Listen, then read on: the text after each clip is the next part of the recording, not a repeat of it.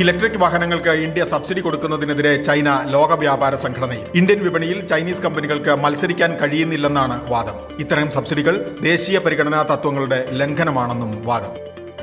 GST ഇളവ് പ്രാബല്യത്തിൽ വന്നതിന് ശേഷം വാഹന വിപണിയിലുണ്ടായ ഉണർവിന്റെ പ്രാരംഭ സൂചനയുമായി പുതിയ വിൽപ്പന കണക്കുകൾ. ഇരുചക്ര വാഹന വിൽപ്പനയിൽ വളർച്ച 6.7%, യാത്രാ വാഹനങ്ങളിൽ 4.4%, സെപ്റ്റംബർ മാസ കണക്ക് പ്രകാരം ഓട്ടോ വിൽപ്പനയിൽ 5.5% വർധന. LG ഇലക്ട്രോണിക്സ് ഓഹരി വിപണിയിലെത്തിയപ്പോൾ ഒരു തമിഴ്നാടൻ LGയുടെ ഓഹരി വിലയ്ക്ക് അപ്രതീക്ഷിത മുന്നേറ്റം. LG ഓഹരി ഇതാണെന്ന് കരുതി LG ബാലകൃഷ്ണൻ ആൻഡ് ബ്രദേഴ്സ് ലിമിറ്റഡിന്റെ ഓഹരിയും കുറെ പേർ തിടുക്കത്തിൽ വാങ്ങിയതാണ് കാരണം. നിക്ഷേപത്തിന് മുമ്പ് ഗൃഹപാഠം നടക്കുന്നുണ്ടോ? പേടിഎമ്മിന്റെ മാതൃകമ്പനിയായ 197 കമ്മ്യൂണിക്കേഷൻസ് ലിമിറ്റഡ് വിവിധ ഉപകമ്പനികളെ നേരിട്ടുള്ള ഉടമസ്ഥതയിൽ കൊണ്ടുവരും. ഊർജ, ഫിൻകളക്ട്, മൊബിക്വസ്റ്റ്, അഡ്മിറബിൾ എന്നിവയുടെ ഓഹരി ഘടന ഇതിനായി പുനഃക്രമീകരിക്കും. കാര്യക്ഷമത കൂട്ടാനാണ് നടപടി.